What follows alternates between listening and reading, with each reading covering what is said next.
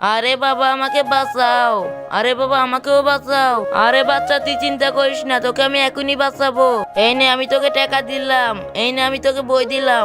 আরে গরু তোর আগে আমার ছেলেকে টাকা দিয়ে তুলে ফেলবো। এই নে বাবা টাকা নে, আরো নে টাকা, এবার চলে আয় তাড়াতাড়ি করে। এই তো তুলে ফেলেছি। এইবার বাবা চলো আমরা চলে যাই তাড়াতাড়ি করে। আরে বাবা তুই দাঁড়া, আমি তোকে বই দিয়ে তুলে ফেলবো। এই তো তোকে তুলে ফেলেছি, এবার চলে যাই আমরা। আরে এখানে তো খাল, এখান দিয়ে যাবো কিভাবে?